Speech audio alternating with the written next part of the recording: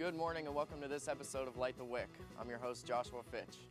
On this week's top story, the YSU student group Woo Crew was in the Kilcawley Center this past Wednesday on March 28th.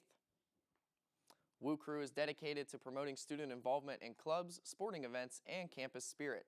Students were able to make a quick craft to ring in spring and take some time to de-stress with only a few more weeks left in the semester. Check out ysu.edu/events for more about upcoming Woo Crew events. The end of the semester is approaching quickly, and during stressful weeks, many students find comfort in food.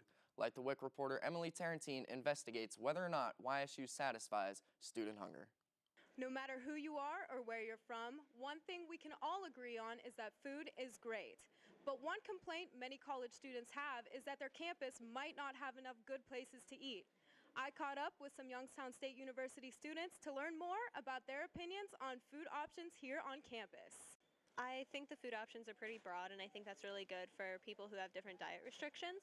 I think the food here is really good. As an international student, it's pretty good for me. I can at least have coffee at Dunkin', or I can go to Chopped and Wrapped and get salads or something. We have Denny's, we have Wendy's, we have a lot of open food options. Food options are all right. I mean, everyone likes Chick-fil-A and Wendy's, but I mean, a little bit more diversity wouldn't kill.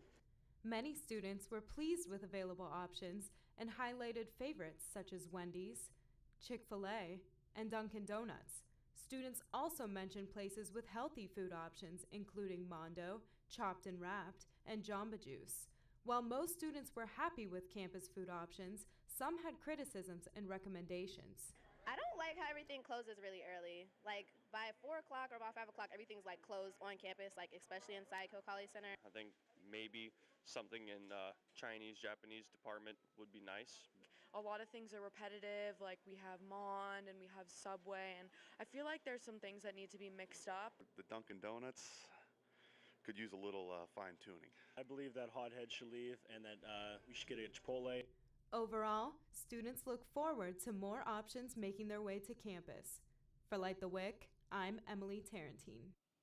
On March 21st, Youngstown State University hosted a career fair that focused on your future. Students were able to meet and interact with over 80 employers in YSU's Kilcawley Center. The event featured a map that showed students where employers were located to give everyone the tools they needed to find the employers they wanted to interact with. The career fair was sponsored by the YSU Office of Career and Advising. If you missed the fair, YSU has you covered. You can find jobs just by signing up for YSU's website Handshake, located on your Penguin portal. On a very dark and gloomy spring day, tucked away in Youngstown State University's Bliss Hall, a very vibrant and exciting art display.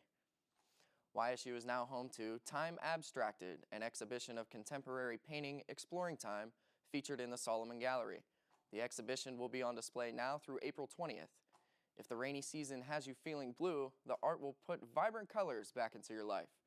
The event is free to the public. Parking is available in the M30 Wick Avenue parking deck for a $5 fee.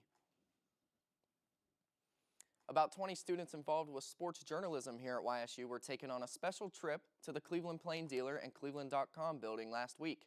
Insight and a real-world perspective on the sports journalism field was given by someone who does it every day.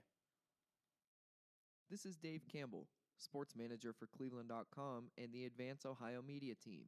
Dave welcomed the YSU students by answering questions and giving his thoughts on the sports world today.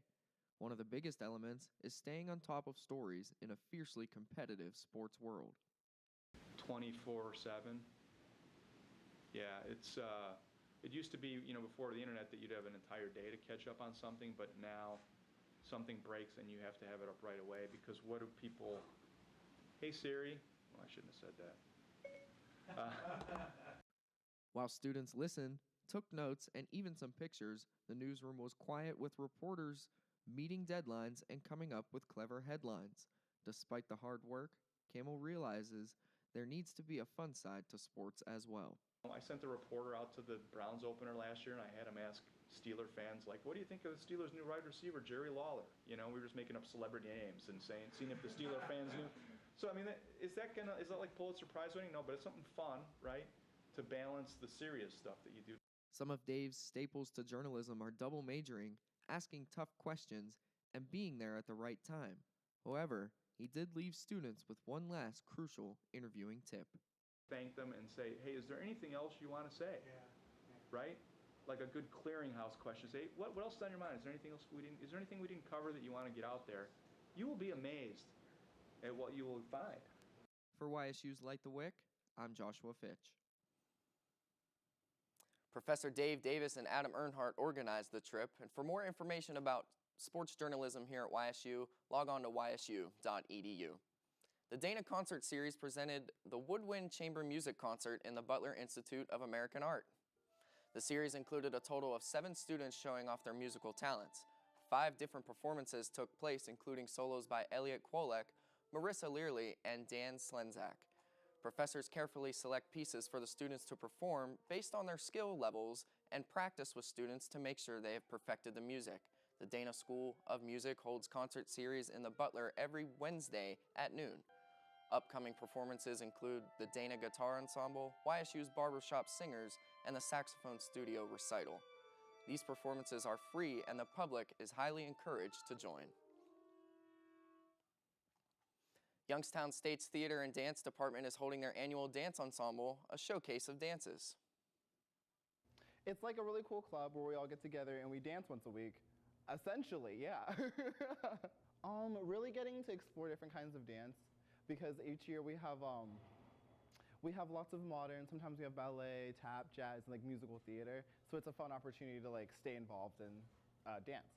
I choreographed, my piece is called The Recipe. It's based off of Beyonce's Lemonade. I'm really excited. Dance Ensemble is not only a production in which students, faculty, staff, and guest performers are brought in to help choreograph and dance in a variety of pieces, but it is also a student organization in which anyone can join. I spoke with Rachel Davis on her experience. Well, my junior year, actually my sophomore year, I went and saw the show, and I thought it was really cool, and I've always kind of wanted to dance. So junior year, my friend who was in it the previous year kind of encouraged me to audition, even though I didn't have a lot of dance experience. My piece is about privilege, so it kind of addresses the different groups that are oppressed in society and the groups that kind of have more privilege, but kind of also shows how we're all the same and we're all in this together. So as corny as it sounds, it kind of breaks down the dynamic, but also shows where people are at. Dance ensembles will be held in the Ford Theater on April 5th, 6th, and 7th, with the show starting at 7:30 p.m. During the Women's History Month, one of the issues that has been discussed on campus is sexual assault and harassment. Our reporter Nami Nagaoka has information on some programs that we have here at YSU to raise awareness for this ongoing issue. Sexual assault on college campuses is a national problem.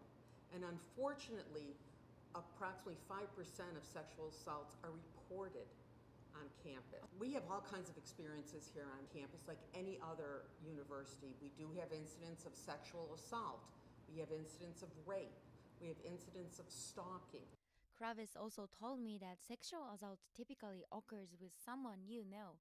Sometimes it could be even a person you got coffee with, but alcoholic beverage is often involved. My job here is to educate the campus community about harassment and discrimination, investigate any incidents that arise of discrimination or harassment, and also work with student conduct and HR to impose appropriate sanctions and discipline. Student conduct is not just for when students get in trouble. We're also here as a resource. We're here as a guide to if they want to report something that happened to them or stop something from potentially going too far to where it is a conduct case. We're here to guide them and to be a resource for them as well. As long as they are both students, there is a protection system called no contact order. A no contact order will be put in place if we decide that one student should not be in contact with another student for any reason. No contact orders falls under text messages, phone calls, face-to-face interactions, no social media, so no tweets, no Facebook comments, anything like that. For Light the Week, I'm Nami Nagaoka. That's all for today. Thank you so much for joining us, and we hope you enjoyed this episode of Light the Wick. If you know of a story you would like us to cover, please email us or visit our social media sites listed on the screen. I'm your host, Joshua Fitch. Have a great weekend, Youngstown.